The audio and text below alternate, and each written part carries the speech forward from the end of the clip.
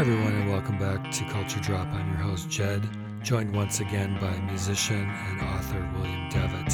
Today we're going to look at the question of why read, and we're going to look at some topics related around reading, such as what exactly is the act of reading. We're going to look at reading as a form of prayer and meditation. We're going to look at the function of news as archetypes of communication in ancient times and today. We're going to talk about the brain activity of reading as a divine act, reading as creation, and the general value of the written word.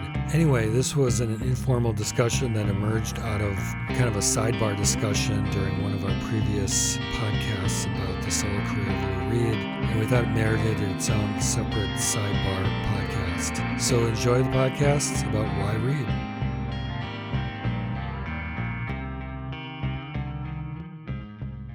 I'm guessing that you and I are probably, maybe happiness isn't really the word that often we want to, that accurately describes our condition when we're feeling good. Contentment, I think it's often the more accurate appellation. Yeah. Do you think? Yeah. I mean, I like the contentment more than happiness. I think you want to get to a point where you're not dependent on external conditions to define your contentment. You're not going to let the winds of change, things that are beyond your control, throw you off. One of the things that got me thinking while you were talking is I've been watching a lot of Harold Bloom lectures lately. I don't know if you're familiar with him. He's this really... Yeah. Name and reputation only. Okay. Well, he's this hilarious, extremely erudite professor, very opinionated from Yale. So I've heard, yes. He's saying, one of the most important things about reading, and I know you've read a lot, is people who've read a lot think. And when you read a lot and you think, you're able to form your own moral compass and think your way through things, your position in the universe, what you think about various things. People don't read, they don't think anymore. Well, the thing with actually reading, as in, reading, little black marks on a white sheet of paper, either, on a computer screen or physically, in a book or manuscript of some sort, is that, and we've talked about this before, Jed, is a form of meditation. You have to be engaged, otherwise you will not absorb the information that you're trying to absorb, be it a short story, be it the Bible, be it a comic strip, a blurb on the internet. You have to be able to read is, as Kurt Vonnegut once said, try teaching somebody to read. It's nearly impossible. He's saying this in praise of teachers. Yeah. Try teaching somebody to read and write. It's nearly impossible. It's a miracle. It's a miracle of not just the development of the human Homo sapien species, but it's a miracle in its outcome and potentially in its benefits. So it's a form, not just a form of meditation, it's almost a form of prayer. You have to be engaged enough, just enough, to gain the information, to understand those little black marks, that form words. Think of that in terms of watching television, video media, where it's explained to you, where it's played out for you, either in a fiction context or just on the news, having talking heads on CNN tell you the news rather than reading the news. There is a difference in how it affects people and how people receive it. I think it's, if not biological, anthropological. There is a big difference. And a lot of it, I think, has to do with imagination. It has to do with a lot of things. But certainly what Bloom is saying, I believe to be entirely correct, the dawn of, I'm not going to say the Industrial Revolution, that's a whole other topic, but advanced visual media since the end of the Second World War, even though it was around before that the trend seems to be more for fast, immediate gratification, not just gratification, but for information, for sources of filling up your innate human curiosity about what is going on in the world or in life through visual means, television, the internet, radio, that sort of thing.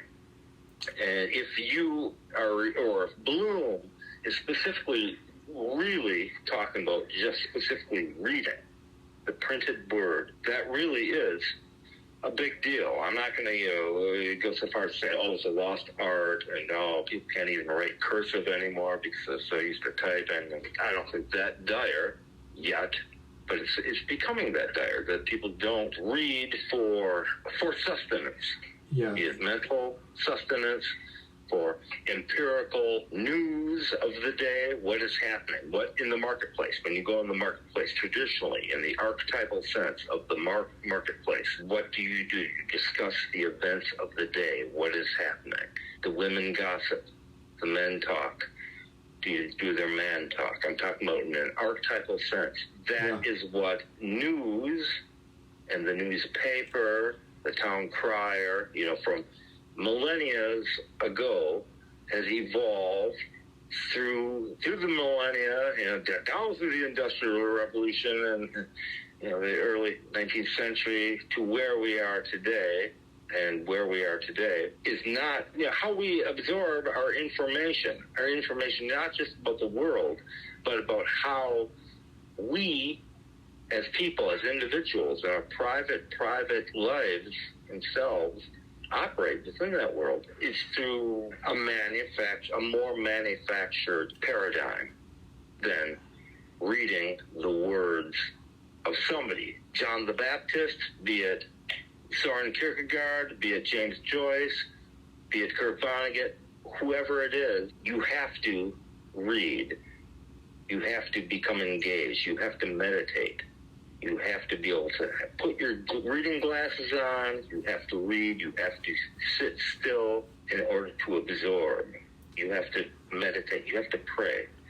That's what reading is. I'm not sure, Jed. I'm going to stop talking about this right now. I'm not sure if that's what you were referring to when you mentioned Harold Bloom. Yeah, that's pretty close. I think I've just gone off on a tangent. I like the tangent you went on, because one of the things I love about reading, like if you think about what it is, like all these little marks on a page when you pick up a book, and that you're just staring at these little marks and they're translating, you're just able to scan through because you taught yourself how to read. It's just a mind-boggling activity, that somehow you're just able to scan over all these little marks and it's translating into these thoughts, and then you're able to think through these thoughts while you're continuing to read additional marks on the page. It's just a mind-boggling brain process. Could it be divine? Could be. I mean, I love kitties and I love dogs. I love rabbits and kangaroos. Maybe so far they have been able to do this, to invent a system of communication that involves little marks. I mean, could it be that Homo sapiens actually are, or have the potential for being divine in that general sense of the word, for creating such a system as reading and writing? Yeah, and just think we always tend to think we're just so brilliant, our recent technology, but just think how ancient that process of reading is, how far back it goes. Yeah, okay, so we're just monkeys with credit cards and handguns now. Okay, that's ha. I get it. Yeah, I agree. But, oh my God, to be able to read, to create the language, a written language, in whatever language. We all have different alphabets, all over the world. And, Right, people were doing this 2,000 years ago, right? That's what's so cool about it. Right. And it's sustained. Yeah. Maybe now, with the advent of our latest, very rapidly moving discoveries and inventions, we call it tech, but just the fact that mass communication, it's losing its appeal somehow. That we did it. We meaning Homo sapiens, I guess. Yeah, but what's cool is, it's an enduring form of communication, this portable thing between pages. You don't have to plug it in. You can just go and take it anywhere. You can read it. I remember when I got into the publishing industry in 1995 and Amazon.com came around, and a lot of people don't remember, like, they were first marketing themselves as a book company. Right. I do remember that. And they were an ebook company. My point is just that at that time, everyone was predicting the doom of the physical book. The ebook is here. The physical book is doomed. And look where we are today. We have ebooks, but people still buy books. It's just like this enduring form that I think is going to go on, hopefully, for as long as humans are around. Well, I think so. I think that's maybe another topic.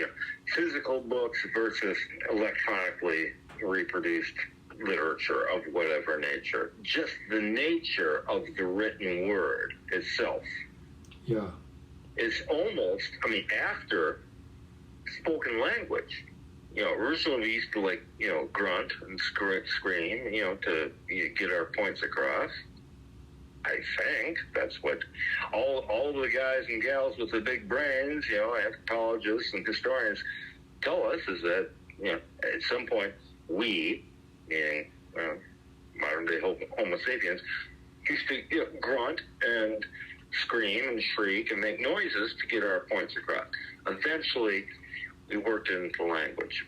Eventually, over time. After that, we started making notations to represent various sounds of our grunting and, of our language. We were beyond grunting and shrieking. So we had language, but then we started inventing how to make notations on white parchment. That's the real miracle, which Gutenberg and the monks who transcribed, and that's the real miracle of human development of the mind. There are other things that came in relation, knowledge of medicine or knowledge of physics, of all manner of things. But for us to actually organize as into tribes, and then groups and tribes, nations, ethnicities, whatever, to become organized as beings, as humans, through various forms of verbal and then written communication. Yeah, what's interesting is a lot of cultures were doing this simultaneously. The Chinese were doing it, the Europeans were doing it. You're creating this written language. Yes. So it wasn't just like a one-off. The Greeks, the Romans, and then the Chinese. And so all these cultures realized, independent of each other, to your point, the value, some inherent value of the written word. Yeah. I guess by now it's taken for granted. I suppose you could say, well, tell that to a severely autistic, nonverbal child, 4-year-old or something, or the parents of such a child. They'll tell you all about the miracle of spoken language and the written word. And it's technological advancement, making it seem less attractive or less useful, less important, less gratifying to use language in an effective manner.